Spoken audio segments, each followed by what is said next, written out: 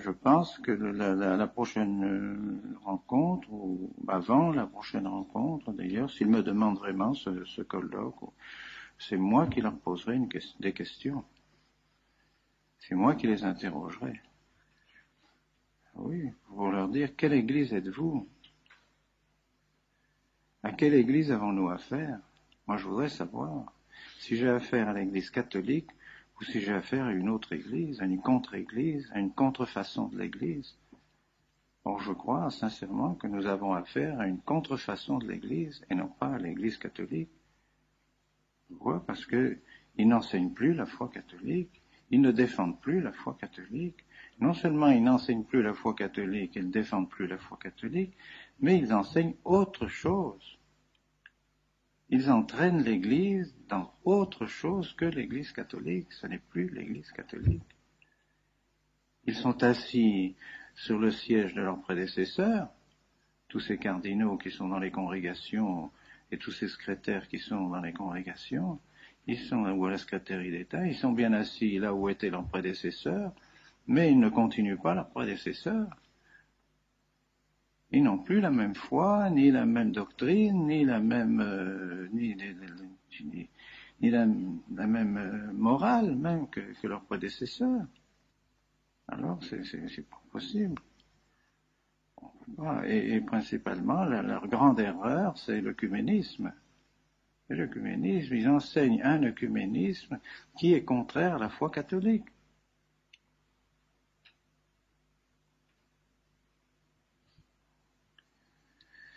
Et je dirais que pensez-vous des anathèmes du Concile de Trente? Que pensez-vous des anathèmes du Concile de l'encyclique Auctorem Fidei sur le Concile de Pistoie? Que pensez-vous du syllabus? Que pensez-vous de l'encyclique sur Immortale Dei du pape Léon XIII? Que pensez-vous de la lettre sur le sillon par le pape Saint-Pidis, de l'encyclique Quas Primas du pape Pie XI, de Mortalium Humanimos du pape Pie XI, justement contre l'œcuménisme, contre ce faux œcuménisme, et ainsi de suite. Enfin, pensez-vous tout ça? Qui me répondent s'ils sont toujours d'accord avec tous ces documents des papes, avec ces documents officiels qui définissent notre foi. Ce ne sont pas des documents quelconques, ce ne sont pas des allocations privées, des allocutions privées ou des conversations privées des papes, ce sont des documents officiels et qui engagent l'autorité du pape. Alors moi, je pense qu'on peut et on doit même croire que l'Église est occupée, Elle est occupée par cette contre-Église que nous connaissons bien et que les papes connaissent parfaitement et que les papes ont condamné tout au long des siècles, depuis maintenant bientôt 4 siècles. L'Église ne cesse de condamner cette contre-Église qui est née avec le protestantisme surtout, qui s'est développée avec le protestantisme et qui est à l'origine de toutes les erreurs modernes, qui a détruit toute la philosophie et qui nous a entraînés dans toutes ces erreurs que nous connaissons, que les papes ont condamnées, libéralisme, socialisme, communisme, modernisme, sionisme, que sais-je, nous en mourrons, les papes ont tout fait pour condamner cela, et voilà que maintenant, ceux qui sont sur les sièges de ceux qui ont condamné ces choses-là, eh bien, sont maintenant d'accord, pratiquement, avec ce libéralisme et avec cet œcuménisme. Alors, il ne faut pas accepter ça. Et plus les choses s'éclairent, et plus nous nous apercevons que ce programme qui a été élaboré dans les loges maçonniques, tout ce programme a été élaboré, toutes ces erreurs ont été élaborées dans les loges maçonniques, eh bien, on s'aperçoit tout doucement, et avec des précisions de plus en plus grandes, qu'il y a tout simplement une loge maçonnique au Vatican. Et que maintenant, quand on se trouve devant un secrétaire de congrégation ou un cardinal qui se trouve assis dans le siège, à la place, dans le bureau, où se trouvaient de saints cardinaux, et des cardinaux qui avaient la foi, qui défendaient la foi de l'Église, et qui étaient des hommes d'Église, ben on se trouve devant un franc-maçon. Alors, est-ce que c'est la même chose? Alors c'est bien, ils brandissent la même obéissance. Oui, autrefois, on nous disait d'obéir à la foi, on nous faisait faire le serment antimoderniste, on nous faisait faire les professions de foi, et tout ça. Maintenant, ces gens-là, qu'est-ce qu'ils font? Quelle foi ils nous demandent de professer? C'est plus la même. Alors on brandit toujours obéissance, obéissance, obéissance. Ah oui, mais quand même, obéissance à l'Église, oui. Obéissance à ce que l'Église a toujours commandé, oui. Obéissance à la foi de l'Église, oui. Mais obéissance à la franc-maçonnerie, non. Ben non. C'est ça, c'est sûr. Et dernièrement, donc, on m'a apporté des documents qui semblent tout à fait véridiques. Des documents qui montrent des correspondances entre Bounini et le grand maître de la maçonnerie sur toute la réforme liturgique. Avec lequel le grand maître de la maçonnerie demande à Bounini d'appliquer la réforme du fameux Rocca, les prêtres apostats, Rocca, qui, lui, avait prédit déjà tout ce qui devait se faire et avait déjà prévu tout ce qui devait se faire lorsque le Vatican serait occupé par la maçonnerie. Voilà ce qu'il faut faire. Et alors maintenant, le grand maître de la maçonnerie demande à Bounini d'appliquer cela. Et le grand principe dit il faut arriver à la naturalisazione, comme il dit, naturalisazione dell'incarnazione. Donc désurnaturaliser l'incarnation. Donc on arrive au naturalisme, il faut naturalisme. Et que cela, il faut appliquer les principes de la langue vernaculaire, de la démultiplicité des rites, de la multiplicité de la liturgie, pour rendre la liturgie complètement confuse et mettre la confusion partout. Et les oppositions entre les différents rites. Alors Bounini répond qu'il est tout à fait d'accord.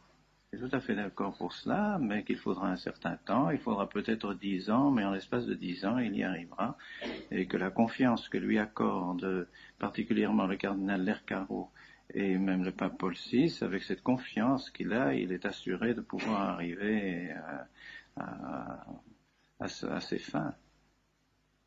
Et il nomme tous ceux avec lesquels il travaillera dans la curie romaine, tous ceux qui, eux aussi, ont des attaches à la maçonnerie, alors qu'il pourra travailler avec eux, mais il faudra en placer certains, il faudra les mettre dans certaines congrégations, afin de pouvoir mener le travail à bien. Il faut que toutes les congrégations soient plus ou moins infiltrées, noyautées par des membres de la maçonnerie, qu'il nomme un tel, un tel, un tel. Il faudra chasser celui-ci parce que celui-là nous gêne, il est contre nous, alors il faudra le faire mettre dehors.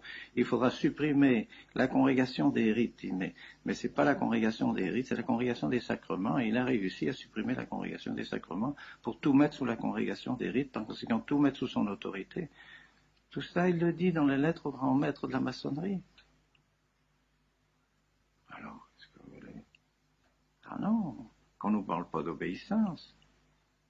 On va bien obéir, bien sûr, nous sommes les plus obéissants à l'Église et à tout ce que l'Église a toujours enseigné, toujours voulu, mais pas à des hommes qui travaillent à la destruction de l'Église, à l'intérieur de l'Église. L'ennemi est à l'intérieur de l'Église, le Papidis l'avait annoncé, la Salette l'avait annoncé, le Fatima l'a annoncé, tout a été annoncé de manière publique. On sait que l'ennemi va s'introduire à l'intérieur de l'Église.